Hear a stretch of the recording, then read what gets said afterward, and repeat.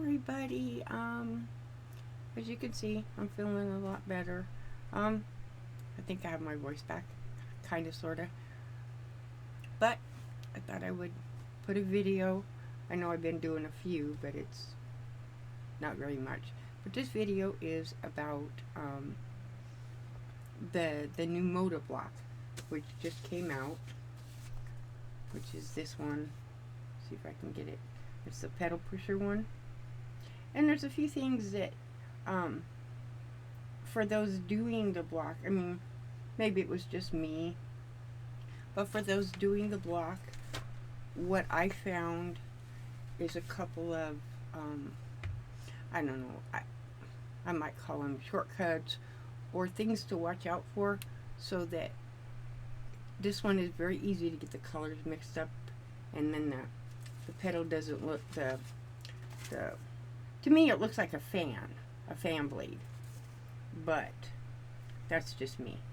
There's a couple of things that I discovered when I was doing it, that as I was doing it, it's like, oh, if you do this first, it makes the others so much easier. And one of them is how you put the individual pieces together. And this one, of course, has the paper piecing to it. You don't have to do the paper piecing, and my video's a little bright. Okay, there, I think that looks better. You don't have to do the paper piecing, which is just a little square. Looks like this.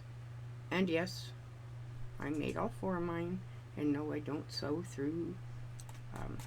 I don't sew through because I don't like having to rip that paper off. But however you do your paper piecing, or not at all, Jess was so blessed by Jess.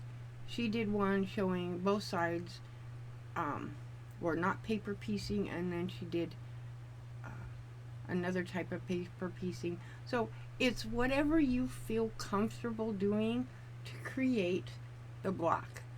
And I was going to do mine separate, and it's like, no, I want to get this together. I wanted to see it done, and I'm actually pleased with what it looks like. But I'm gonna switch my camera view so you can see not only the block I did. It's a surprise. I think it looks really good. But also so I can explain a little bit more that hopefully will help those that are doing this so long, or those that just want to do this particular block, maybe make it a little easier. So let me pause the video real quick and switch the view so you can see what I'm referring to. Okay, here's the actual block itself. Okay, and this block contains the blades there's 4 colors, and then you have this center one, and I just didn't have exactly the colored pencils, the exact colors I used for my block. But what I discovered is, if you make this center, which is just a square, and the corners are snowballed, if you do the 4 corners of those snowballs before you create these pieces, it makes it easier, so that when you put your pieces together, you know your pieces are going to match. And what I'm referring to, without further ado, I will show you what mine looks like. And that's what mine looks like. So what I'm referring to, let's just kind of fold this guy. Let's pretend the little blade things are not on there. Let me fold him. I don't want to crease it because then I have to iron it. So this little centerpiece, as you can see, and there, now you can see what actually colors I used. This is orange, yellow, purple, and pink. 4 different colors with a center that kind of correlates. So that when you make your, let me see if they're on this one. when you make these pieces, which is this one, you want to make sure that whatever colors you're using, such as this one is purple and yellow next to each other.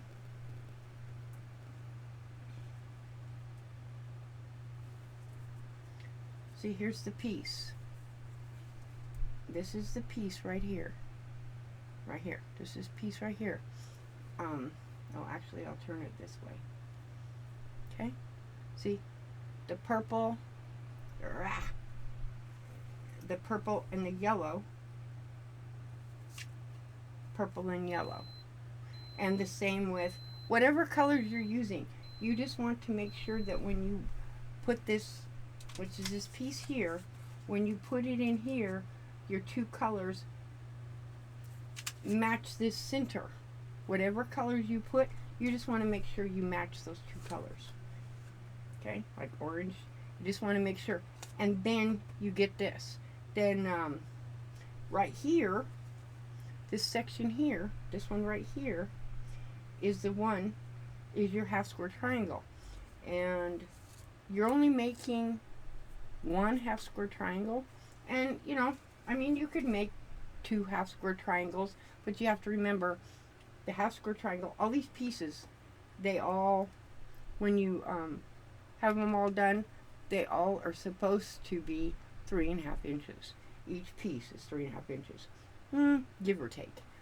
No, mine don't always end up being what the pattern says, but that's just a small advantage I found. I put what order of colors I wanted on here, and then I just snowballed them onto the ends, and then I made sure that when I made this, that because when you're making this, you're actually, it's upside down. Your background is over here, and this is the side you're sewing on. Because what I do is, I don't have a little piece. What I do is I just fold this, and then you just cut 1/4 inch, sew it on. But you have to remember the your block is on the back side. So that's just, I hope that didn't confuse anybody. So you're actually going to be looking at it like this. So when you sew it this way, this purple, as an example, when you're looking at it this way, the purple's going to be on this side, and this yellow would be on this side. But when you flip it over and you unfold it after you sew it, then your purple's over here and your yellow's over here, or whatever colors you choose to use. I just think I think it's a cool looking block. I really do. I thought about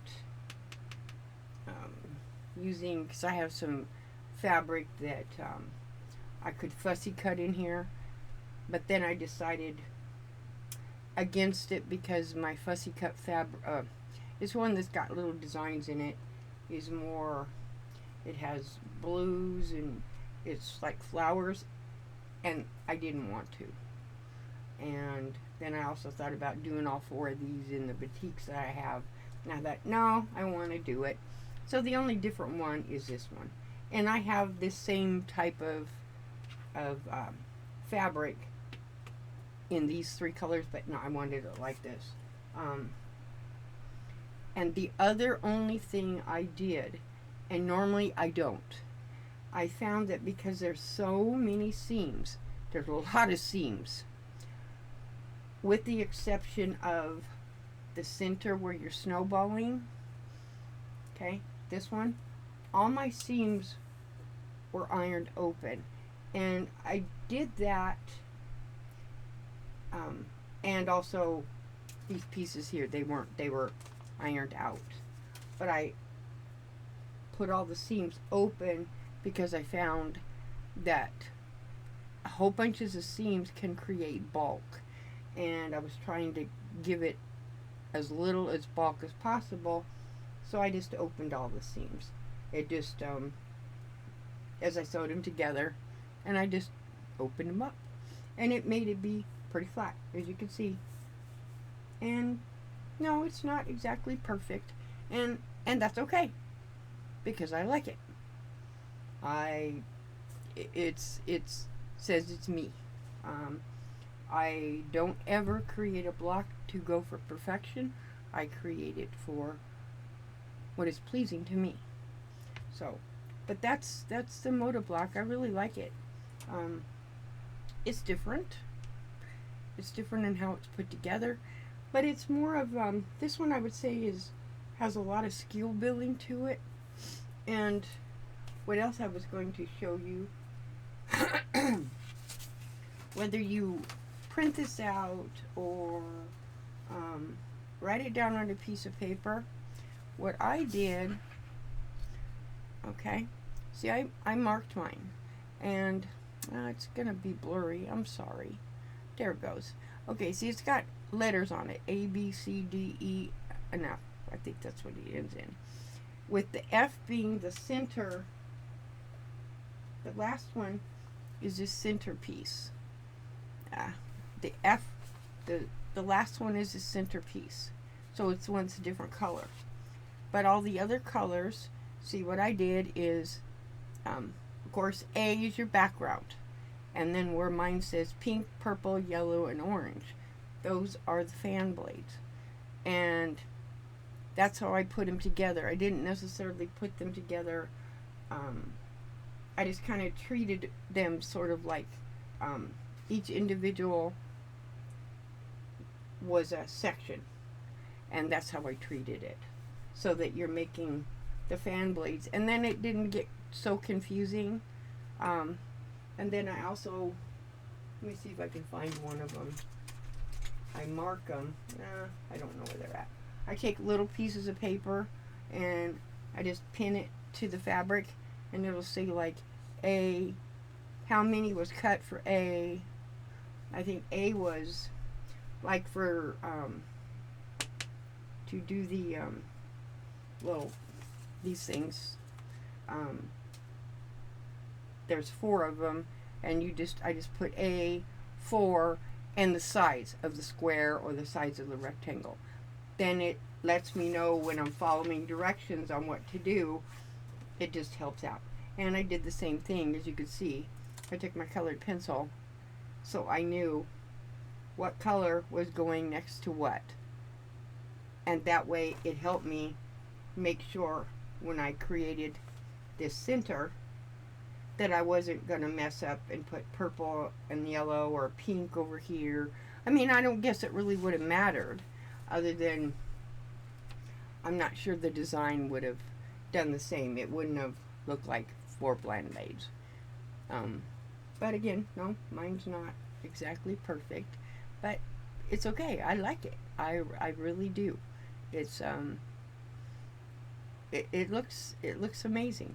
The only thing I thought about when I was making this, and if I make the next one, I might split this in half and put a tiny, like maybe a tiny swirl-like thing, like, or actually I could do it. I could applicate it on there to make the fan look like it's turning, or you could do it with a shadow, and it would just give it a shadow to make it, because to me it looks like a fan, and to make it look like it was spinning.